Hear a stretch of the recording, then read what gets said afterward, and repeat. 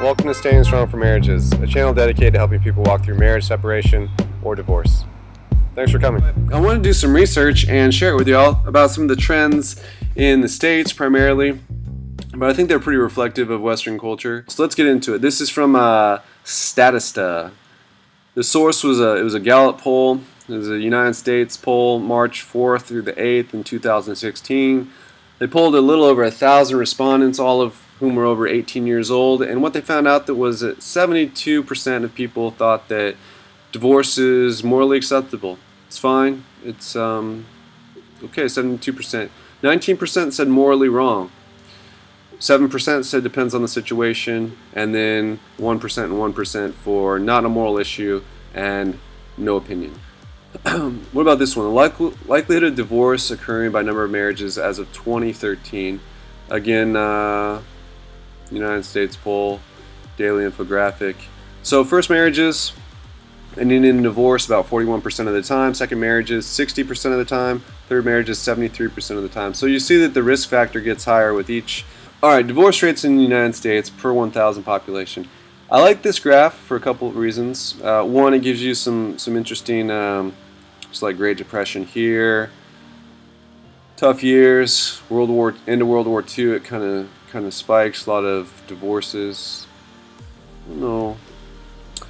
The person who Rob's link, they didn't give the source of these, or at least if they did, I didn't see it. But this is an interesting thing. 1969, the no-fault divorce comes out under the Reagan administration, and I mean divorce rates climbed to an all-time high. Over 1860, 1960 is 100 years, and another 60 on top of that. So 160 years here we're looking at, and I mean,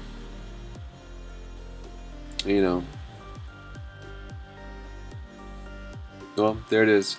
But I guess it's interesting that the trend is downsloping now since 1980, so that's good. But if you look at these percentages, just be aware that it's not like divorce rates at 3% or something like that. This is per 1,000 population, which is not a very helpful way to do it, in my opinion. Maybe it's easy to do the math for the people that make these charts, but it's like, so, people under 16 are included in this. Well, 4-year-olds don't get married, and they don't get married and they don't get divorced. So the fact that those people are included in this graph kind of brings the numbers down lower than they should. They're probably going to be more up like where we saw before. I'm going to skip down here and then come back to this middle one.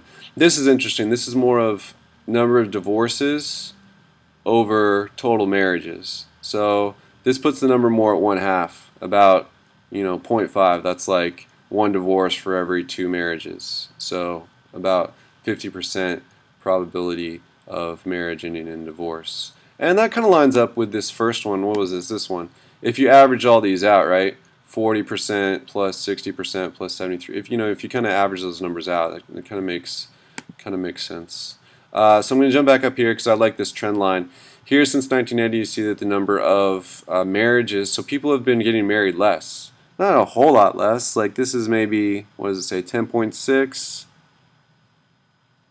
6.8. So say it's down like, is that like 4%? But people are getting married less, and divorces are also decreasing, but they're kind of decreasing together, which means, like, again, I like this, especially how it's interactive. If I look at here at the most recent 6.8 marriages per 1,000 people, okay, so half of 6.8 is what? 3.4, yeah? 3.4. So if you come down here and you look at this last divorce number, exactly 3.4. So that would be 50%. That would line up with some of the numbers that we're seeing, here. Obviously, it's probably done by the same people, but also on the other graph as well. So interesting stuff there. Looks very similar to this. So, even though this says it comes from the CDC, so I don't know why the Center for Disease Control is doing marriage and divorce stats, but they are, so that's cool. But it's basically the same graph. Here you have the same decreasing trend in divorces, but also the number of people that are getting married is less. as well. So one thing that's interesting on this trend as far as people getting married less, I looked around some, but one thing that I did find, which I thought was really interesting, was this is Dr. Helen Smith. She just does this YouTube video. She gets interviewed and she's promoting her book, Dr. Helen Smith's new book, Men on Strike. And it says, author, Men on Strike, Why Men Are Boycotting Marriage, Fatherhood, and the American Dream and Why It Matters. So that's interesting. I've seen some other stuff out there where it's talking about how guys are, once they kind of decide that they're not going to get married or get locked down or in a relationship, not have kids, their incentive to work and go out and make a bunch of money is less. They have less Nikes to buy, less shirts to buy, less food to put on the table, less of everything. They're not required to make as much money, and so maybe they could take safer jobs or whatever. One thing I will say about this video is, and this woman does an incredible job, I would really say, at presenting her views and her analysis based on her research in a great way. I mean, it's very clear. She makes her points concisely, and it's not like there's no judgment. She's just, it feels like she's a true professional, where she just is looking at the trends in society and explaining it in these in her book. So she does really great. I would suggest it. This is something interesting I saw this week. I don't know if you all are big news readers. I'm really not, but this one did catch my eye. That there was a case in San Francisco, California, of a group trying to get prostitution legalized, and I think it caught my eye. But then when I really thought about it, I thought, I expect to really see a lot more of this kind of thing push for, the sex trades to be legalized, because, I mean, think about it. You're going to have a lot of people that are opting out of marriage just to begin with. Obviously, marriages are becoming less popular, and then the people that do get married, more of those are ending out back in the marketplace. Well. So, yet most of these people, I mean, they got married. They're probably interested in having, sexual lives and sexual fulfilling lives. But I think a lot of Dr. Helen Smith's analysis is that guys are kind of feeling like that the risk, the cost benefit of getting married is too high. I think with also a lot of the things that we're seeing post kind of the Me Too movement, is that it's really interesting where it seems like people that have had perhaps consensual sex previously, perhaps not, but now this is like a tool either for revenge or for political agendas or whatever, where people can well, I think there's two big problems with it that people point out. One is that a lot of the accusations are unverifiable. So there were no witnesses, and it's really like his word versus her word. And, how are we going to deal with that as a society?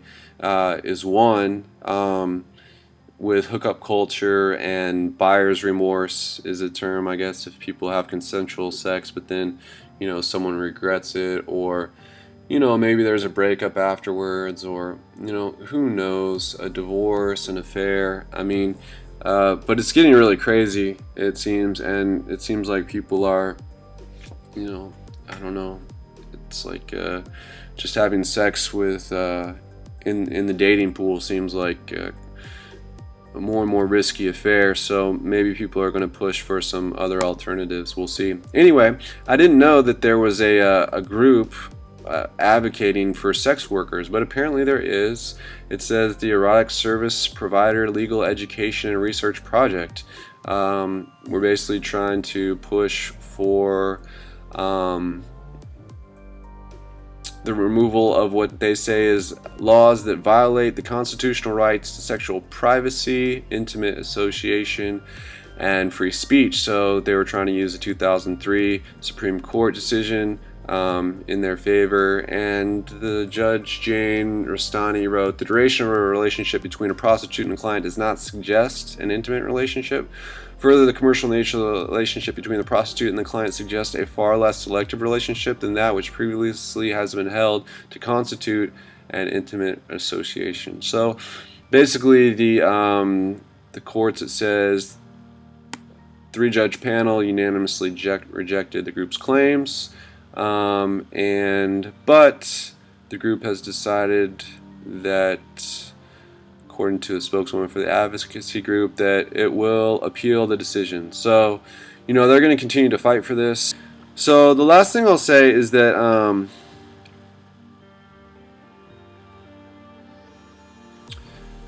it's getting weird. I didn't know we had sex worker advocacy groups, but we do. So anyways, the other thing that really shocked me 3 or 4 months ago was that there was this young man. He posted a video basically talking about how he was, not going to get involved with women sexually or whatever, but that he was just waiting for the virtual reality pornography to roll out. And the Wall Street Journal says the first real boom in virtual reality, it's pornography. So I think that in 1995, Netscape kind of launched, and most Americans got internet service and home web-based browsing in 1995. And largely, I've been told that I remember reading that it was really pornography websites that really drove a lot of the early growth of the internet. And here's kind of the same thing. This is I don't think this is not going to go well. I mean, I understand that people, they're scared of getting divorced. They've been hurt before. If they've been, through a messy breakup or whatever, maybe they watched their parents get divorced, and so they're thinking, well, obviously, I mean, based on this, on this other trend that we have here, that divorce is going down, but marriages are going down. People are waiting longer to get married, and then fewer are marrying. Yet you have people that are also interested in sexual fulfillment and sexual excitement and all that. And so what are you going to do? I mean, you're either going to have like a bunch of like Me Too stuff. I remember there was a story I heard recently where there was a college student who was, I guess, aware of the times. He went to the bars. He met a girl. They went back to somebody's place. I don't remember whose. They slept together. He woke up the next morning, and being aware of how things were going on college campuses, and he basically got on the phone and claimed that she sexually assaulted him. Essentially, just in a kind of like a defensive strategy to just blame her first. That way, he's the victim and she's the perpetrator, and of course, he was banking on the fact that the colleges were going to have to, take him at his word, because that had kind of been the precedent up to that point. And if they didn't, then, I mean, he had grounds to sue him for gender discrimination. And so, I mean,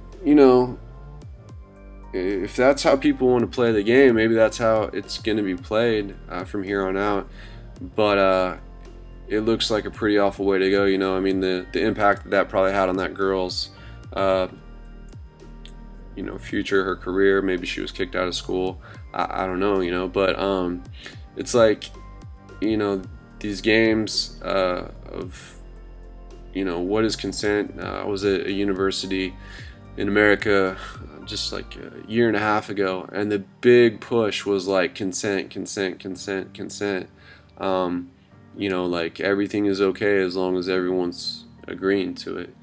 But I mean, it's like, what are you gonna do? I mean, you're gonna, someone needs to make an app where it's like, here's the consent app, like she agrees, he agrees, and maybe for you techers out there, that's a good idea. You should get to work on that. Maybe that'll save some people some jail time or something. But I mean, it's just like a free-for-all. It's the wild, wild west out there in the sexual world, and I don't think that like legalizing prostitution is going to be an answer. I don't think that virtual reality pornography is going to be the answer.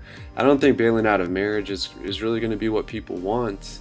And I just don't see a lot of other great options. So long story short, I mean, this is really the world that, if our spouses have left, this is the world that they're walking into, and it doesn't look to be a pretty picture, any which way you cut it. So I mean, in closing, I'll just say thank you so much. Thank you. Thanks for believing in marriage for what kind of God has designed, like I said before, that He is going to work in your life, He is going to work in your spouse's life. That learning the habits of forgiveness and understanding, compassion, and growing in things like holiness and godliness.